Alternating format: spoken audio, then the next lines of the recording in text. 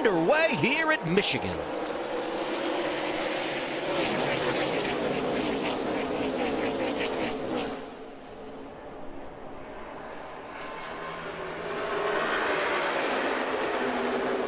You see Elliott Sadler giving a great push to Paul Menard to actually clear Kyle Busch on the top. Now this is where it's going to get interesting when you come up off the corner. Where are these runs going to come from? Apparently right down the center. Nemechek in the 42, getting a little push from the 23. As I said, that's Alex Bowman this week. 4 wide. For a minute at least.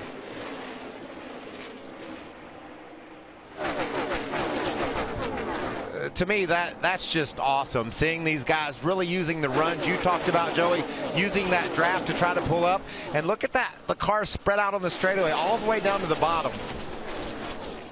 For the lead, Kyle Busch inside of Menard makes the pass. Remember a year ago, Busch started out front, never led a lap. Had that incident early on with Brad Keselowski. We'll see if he can get it done here. Drafting help Menard, getting a push from Elliott Sadler. And both of them going around. That was the run we were talking about. Elliott Sadler and Paul Menard were hooked up off of turn 2, and they stayed hooked up, which gave Paul Menard the run, but then Elliott did a great job on getting the outside of Paul, and now Paul's in trouble because there's a line up top, and he's got to find a hole quick.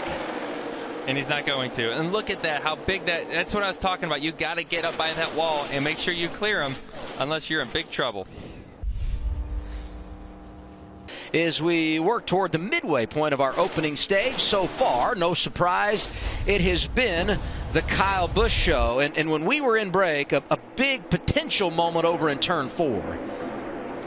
And there you see the 19 having to lift a little bit, and it stacks the cars up behind him, and Kevin gets a run and kind of gets forced to go to the bottom and make something happen. And you see it doesn't work for those 2 cars on the bottom. And this is just you guys are starting to separate a little bit.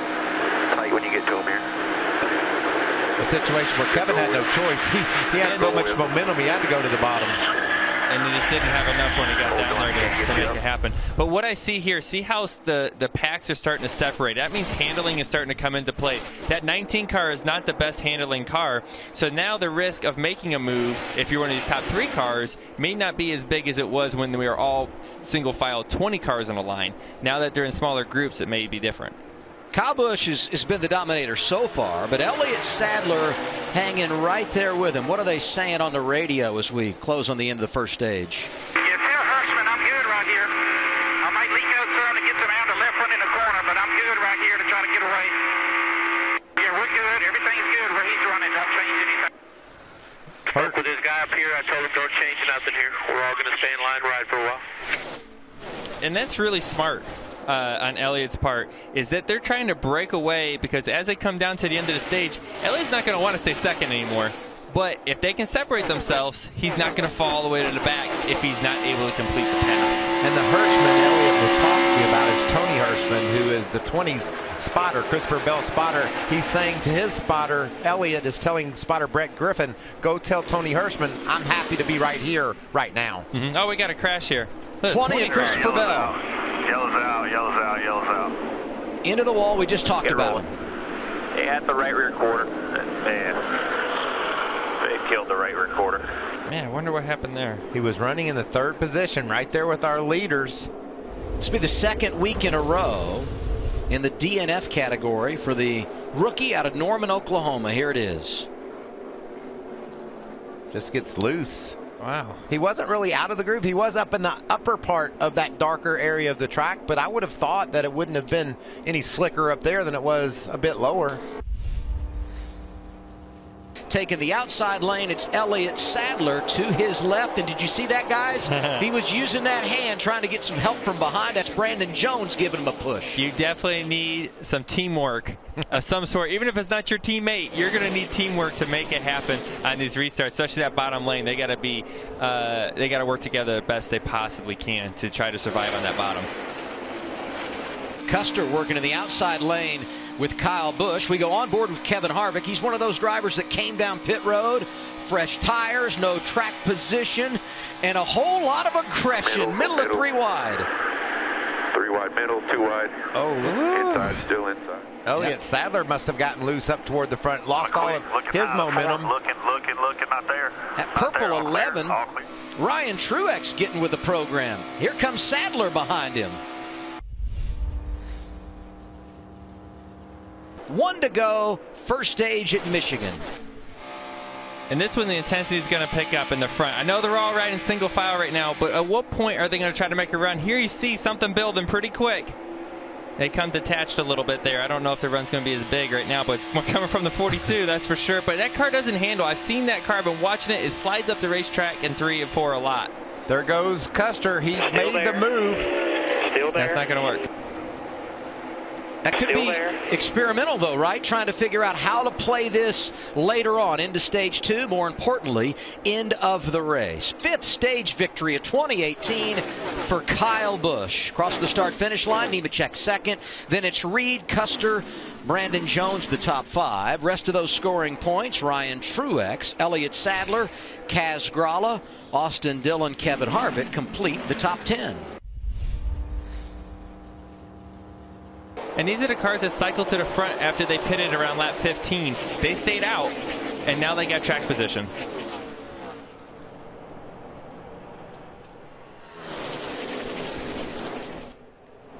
Now the fun part might be to see Kyle Busch and see how he works his way through the pack. We know he has a fast car and he has fresher tires. What are the moves he's going to make to get there? I'm just curious to see how those tires play out, if they're indeed an advantage. Look at Ryan Reed. We've talked about him all day being really good at this type of racing. He's diving to the bottom, and look at the move he's making. Being aggressive. He's having to lift a lot for sure. As Kyle Busch to his outside. Driver 18 restarted 10th. A little drafting help from Elliott Sadler in that outside lane. Here's Kyle Busch on the radio a moment ago. Was it only this 3, us 3, the 00, us the 16 that did 2 tires there? Everybody else was 4? We got to be better than that. We got to call it. We got to do it.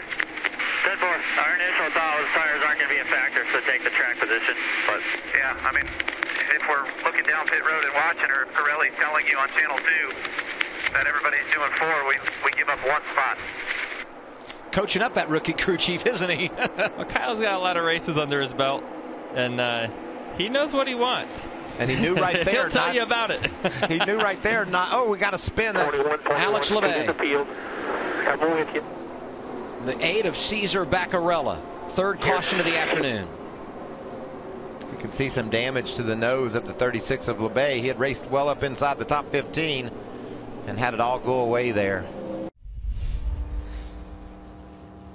You don't care who your teammate is, do you? You just want to push. That's exactly right. And look at that push Hemrick's giving.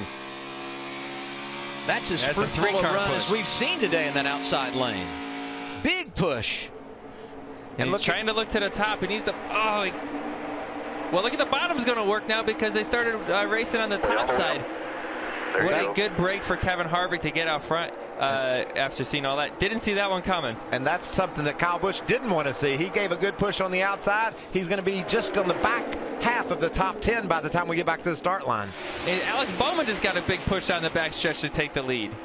Bowman, as we said, has pitted today but is not put on fresh tires. He is on point with Harvick behind him. That's Menard in the 22 in that outside lane. Elliott Sadler, it is wound up and working as Kyle Busch slides out of line down low. And now you see the top line up so quick. You got to make those moves, it seemed like, down the back straightaway, because off of turn 4, it just singles files back out. And this will be interesting to see what this top does. You see Austin Cindric, Kyle Busch finds a hole. Oh my. That's where you got to be aggressive, and he did that.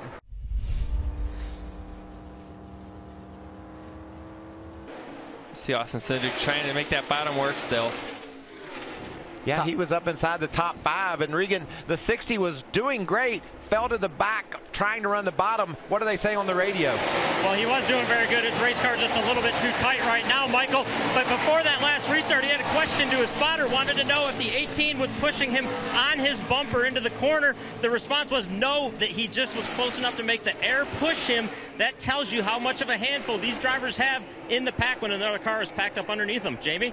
And the two of Matt Tifft, same thing. He's had his hands full since practice yesterday. Said earlier his car was wrecking loose. Well, they made an air pressure adjustment to help it. Seems like it has indeed as the 42 goes underneath Matt Tifft. That's 9th and 10th right there. 42 of Nemechek inside of Tifft, as Jamie talked about, and there's a spinner. 39 of Ryan Sieg. Stay on the brake. Stay on the brake. Caution number 4.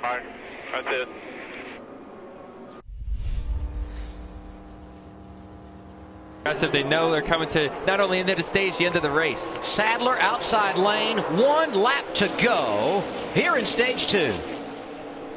Look at Christopher Bell in that torn up white car. He takes them 3 wide. He's to the bottom. He's 7th right now, Michael. He was 2 laps down. He's not happy with 7th, Adam. Make it 4th.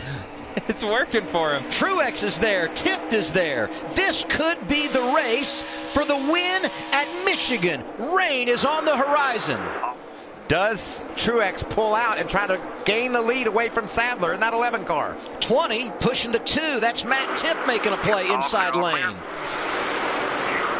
All clear by 2. Playoff point on the line. Elliott Sadler is out front. He comes in the championship leader. He'll pad his stats here. Green and white checker. Sadler wins it. And most importantly, he leads if we should get some rain. Truex 2nd in stage 2. Then it's Reed, Tifft. Kaz Gralla starts at the back, gets a penalty in the top 5. He scores points for the 2nd time today. Chastain, Cindric, Austin Dillon, Christopher Bell, Cole Custer, your top 10. Final stage underway.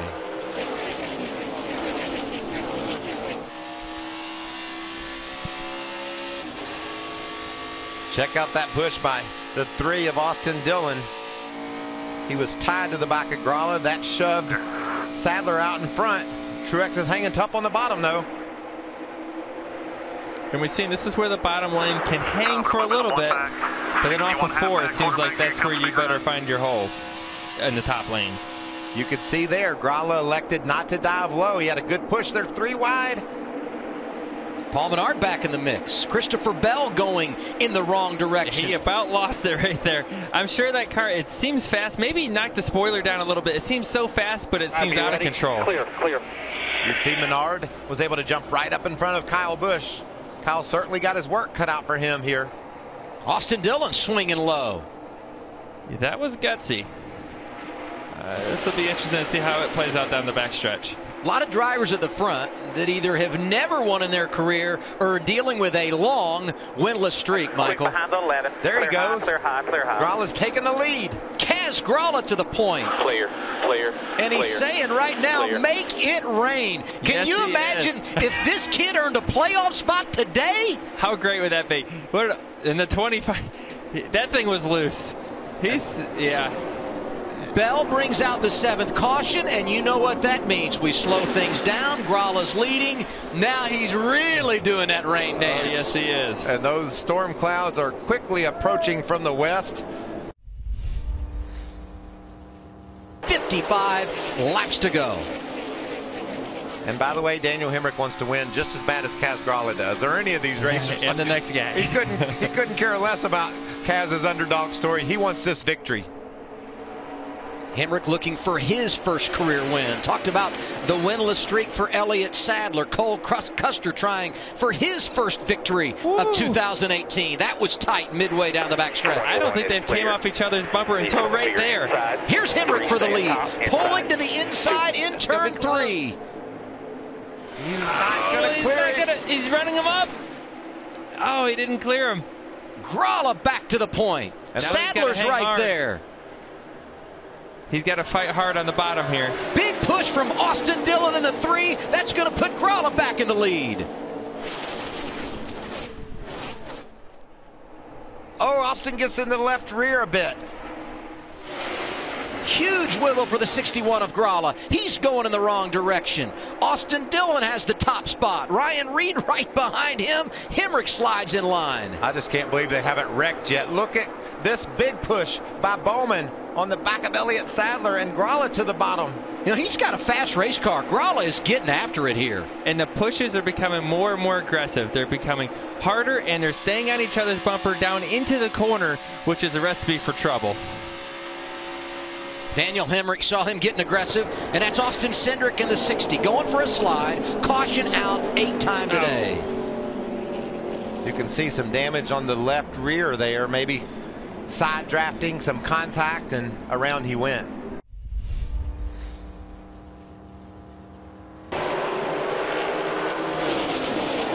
And Ryan Reed giving a great push at Daniel Hemrick on that bottom lane.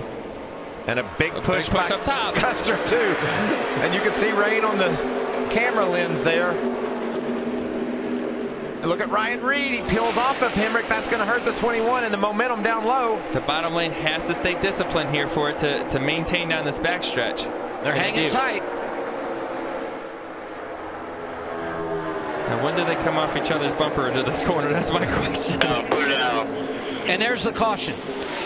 Right around the racetrack. Right around the racetrack. Oh, and it was Austin Dillon by a nose.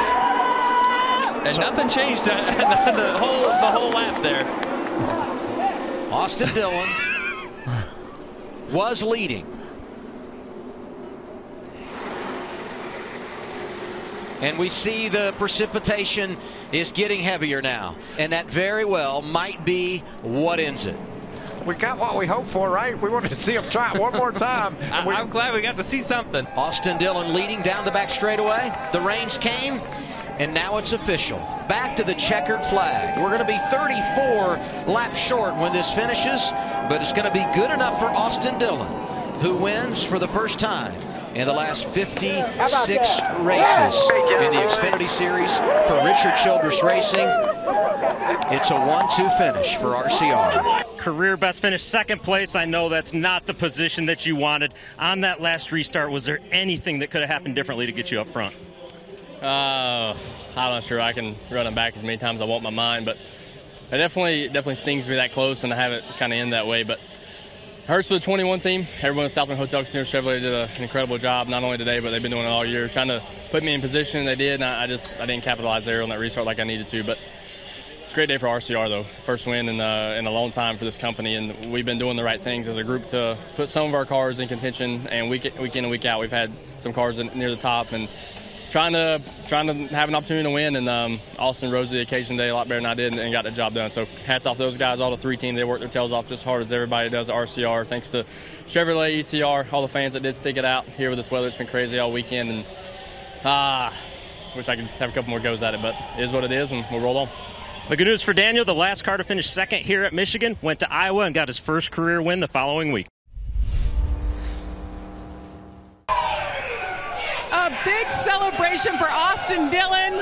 His Cup team celebrating like they did at the Daytona 500. A big win for you guys. There's your grandpa, Pop, Richard Childress.